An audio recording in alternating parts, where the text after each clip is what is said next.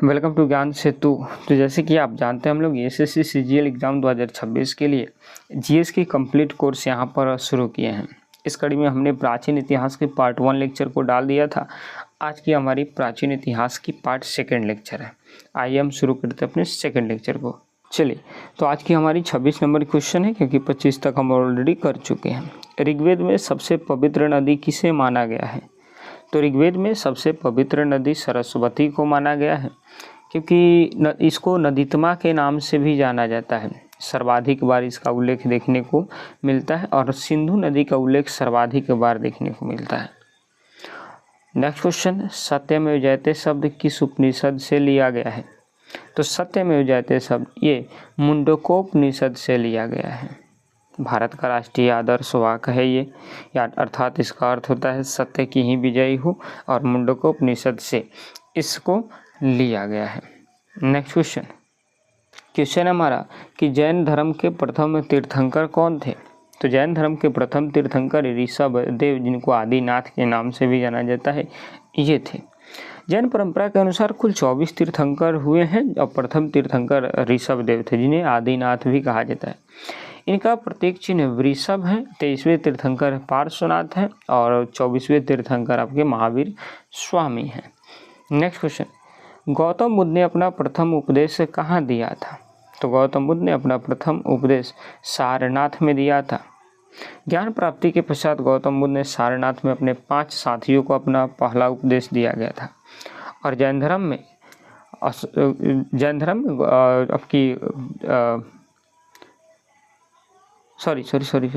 बौद्ध धर्म में उपदेश को धर्म चक्र प्रवर्तन के नाम से जाना जाता है। ये ध्यान में रखिएगा। मेरे से मिस्टेक हो गया। नेक्स्ट क्वेश्चन है, मौर्य काल में समाहर्ता का कार्य क्या होता था? तो मौर्य काल में समाहर्ता का कार्य राजस्व को संग्रह करना होता था। मौर्यकालीन प्रशासनिक व्यवस्था में समाहर्ता वित्तीय मामलों का सर्वोच्च अधिकारी होता था, जिसका मुख्य कार्य राज्य के राजस्व का संग्रह करना तथा उसका बजट तैयार करना होता था। तो right answer is option B. Next question, Satavahana वंश का सबसे महान शासक कौन था? तो सातवाहन वंश का सबसे महान शासक गौतमी पुत्र सातकर्णी था। सबसे प्रतापी शासक इसे माना जाता है और नासी के प्रशस्ति से इसके विजयों के बारे में बताया जाता है कि इसने 3 समुद्र को मिला लिया था, इसे कहा जाता है इसके बारे में। तो सबसे ज़्यादा महान शासक option C right answer. Next question है आपकी कि प्रसिद्ध विक्रम संवत की शुरुआत कब हुई थी? तो प्रसिद्ध विक्रम संवत की शुरुआत ये 57 ईसा पूर्व में हुआ था। विक्रम संवत जो कि 57 ईसा पूर्व में हुआ था, उज्जैन के राजा थे विक्रमादित्य। जब उन्होंने शकों को पराजय किया तब उन्हीं के उपलक्ष्य में विक्रम संवत चलाई जाती थी। तो right answer is option B. Next question, Junagadh अभिलेख किस राजा से संबंधित है? तो जूनागढ़ अभिलेख रुद्रदामन प्रथम से संबंधित है। गुजरात के जूनागढ़ में ये संस्कृत भाषा का पहला सबसे लंबा लिखित अभिलेख था, जिसमें रुद्रदामन प्रथम का प्रमाण देखने को मिलता है। इसमें बताया गया है कि रुद्रदामन के द्वारा ही सुदर्शन झील का पुनरुद्धार किया गया था। तो right answer is option B. Next question है, गुप्त काल को भारतीय इतिहास का स्वर्ण युग क्यों माना जाता है?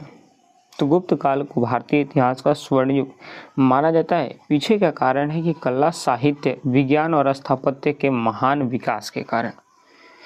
गुप्त काल में संस्कृत साहित्य, गणित, खगोल विज्ञान, स्थापत्य कला इत्यादि अभूतपूर्व चीज़ों का विकास हुआ। इन्हीं बहुमुखी उपलब्धियों के कारण ही इसे प्राचीन भारत का स्वर्णकाल कहा जाता है। तो right answer is option B. Next question, Panchatantra के लेखक कौन है? तो पंचतंत्र के लेखक विष्णु शर्मा है। कौन? विष्णु शर्मा है। इन्होंने पंचतंत्र के बारे में लिखा है। इसमें नीति कथा, व्यवहारिक ज्ञान इत्यादि के बारे में कंप्लीट तरीके से इस पुस्तक में लिखी गई है। तो right answer is option A. Next question है, चालुक्य वंश के शासक पुलकेशिन द्वितीय ने किस नदी के तट पर हर्षवर्धन को पराजित किया था? तो चालुक्य वंश के शासक पुलकेशिन द्वितीय ने नर्मदा नदी के तट पर हर्षवर्धन को पराजित किया था। ये हर्षवर्धन उत्तर भारत का सम्राट हुआ करता था, जबकि ये उत्तर भारत के सम्राट हर्षवर्धन जब दक्षिण की ओर साम्राज्य विस्तार कर रहे थे, तब चालुक्य नरेश पुलकेशिन द्वितीय ने नर्मदा नदी के तट पर उन्हें रोककर उन्हें पराजित किया।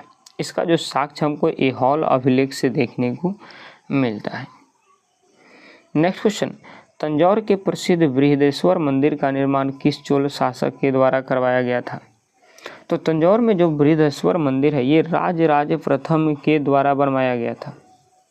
तमिलनाडु के तंजावुर में स्थित है ये बृहदेश्वर मंदिर, जो कि द्राविड़ स्थापत्य कला से संबंधित है। इसे चोल सम्राट राजराज प्रथम के द्वारा बनवाया गया था। तो right answer is option B. Next question है, गंगईकोंड चोलपुरम की उपाधि किस चोल शासक ने धारण की थी?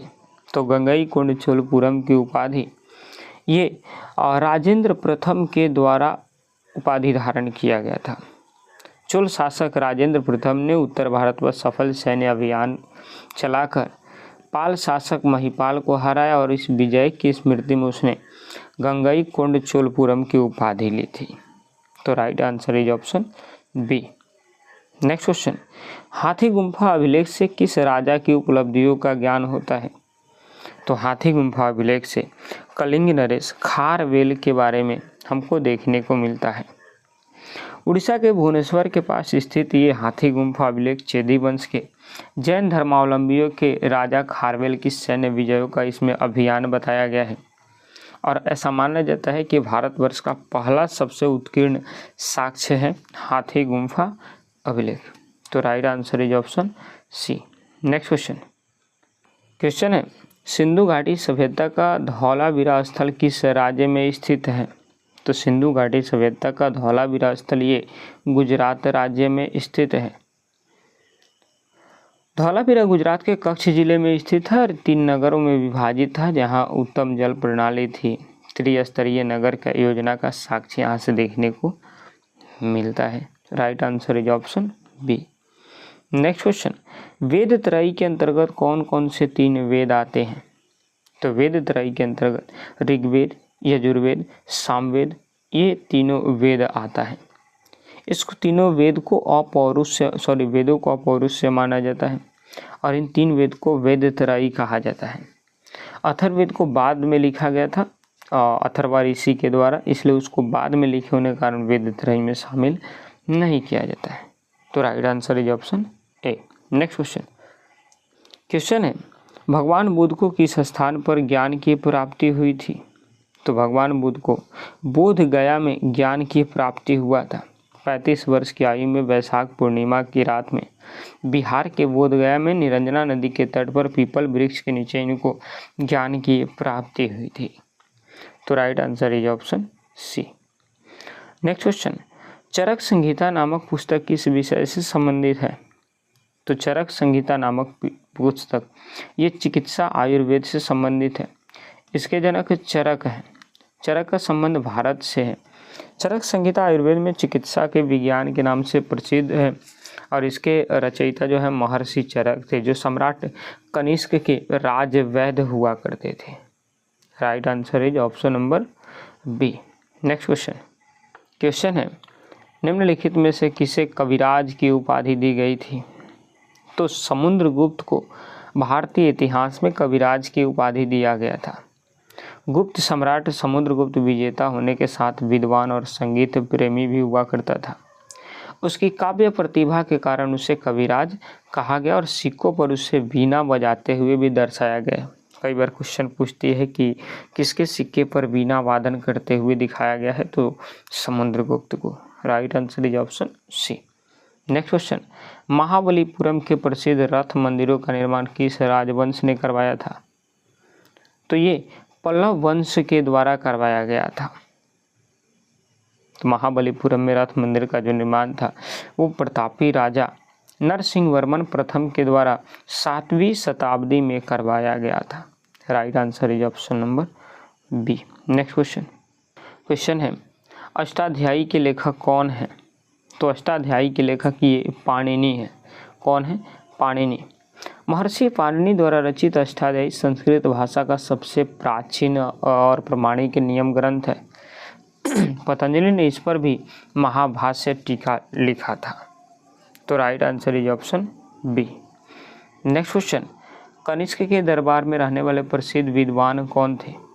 तो कनिष्क के दरबार में रहने वाले प्रसिद्ध विद्वान में अश्वघोष, वसुमित्र, नागार्जुन और चरक हुआ करते थे। चरक इनके राजवैद्य हुआ करते थे। तो right answer is option B. Next question है, मेहरौली का प्रसिद्ध स्तंभ लौह स्तंभ किस गुप्त शासक से संबंधित है? तो मेहरौली का प्रसिद्ध लौह स्तंभ ये जो है चंद्रगुप्त सेकंड से संबंधित है, जिन्होंने विक्रमादित्य की उपाधि धारण करी थी, जिसकी पहचान चंद्रगुप्त द्वितीय के रूप में करी गई है। इस पर आज तक जंग नहीं लगा, ये सबसे इम्पॉर्टेंट बन जाती है। तो right answer is option C. Next question, Kanchipuram किस प्राचीन राजवंश की राजधानी हुआ करती थी? तो कांचीपुरम ये पल्लव राजवंश की राजधानी हुआ करती थी। पल्लव शासक अपनी स्थापत्य कला और मंदिर निर्माण शैली जैसे कई चीज़ों के लिए ये प्रसिद्ध हुआ करते थे। तो right answer is option B. Next question है कि प्रसिद्ध विक्रमशिला विश्वविद्यालय की स्थापना किस पाल शासक के द्वारा किया गया था? तो विक्रमशिला विश्वविद्यालय जो कि बिहार के भागलपुर में अवस्थित है, इस विश्वविद्यालय की स्थापना धर्मपाल के द्वारा किया गया था। ये पाल वंश के एक शासक हुआ करते थे और यह जो विक्रमशिला विश्वविद्यालय था ये ब्रजयान बौद्ध शिक्षा का एक बहुत बड़ा केंद्र हुआ करता था। कौन से? ब्रजयान बौद्ध शिक्षा का एक बहुत बड़ा केंद्र हुआ करता था। तो यहाँ पर आपकी 50 इम्पॉर्टेंट एंशिएंट हिस्ट्री की 50 महत्वपूर्ण प्रश्न यहाँ पर कंप्लीट हुआ। आप इसको आराम से पढ़िए, एक बार वीडियो को और देखिए, याद हो जाएंगी आपको सारी चीज़ें। तो कल हम एक और नई वीडियो में अब मेडाइवल हिस्ट्री की तरफ चलेंगे। ऐसे ही हमारी लगभग तीन हिस्ट्री में अगर देखें तो 6 हिस्ट्री में वीडियो आएंगी, 4 आपकी ज्योग्राफी में, 4 पॉलिटी में, 4 इकोनॉमिक्स में, 2 आपकी फिजिक्स में, 2 केमिस्ट्री, 2 बायोलॉजी, 2 स्टैटिक जीके का और 2 आपकी करंट अफेयर्स की। तो लगभग 6, 4, 10, 4, 14, 18, 20, 22, 24, 26, 28 यानी लगभग 30 लेक्चर इसमें आपकी कंप्लीट कराएंगे हम इसको। और जब ये क्वेश्चन जब कंप्लीट हो जाएंगी तब आपको हम 10 से लेकर के 15 प्रैक्टिस सेट यहाँ पर कराने वाले हैं। तो आप आराम से इस प्लेलिस्ट को फॉलो करिए, डेफिनेटली आपको यहाँ से फ़ायदे देखने को मिलेंगे आपसे एक और नई वीडियो के साथ में। तब तक के लिए जय हिंद, जय भारत।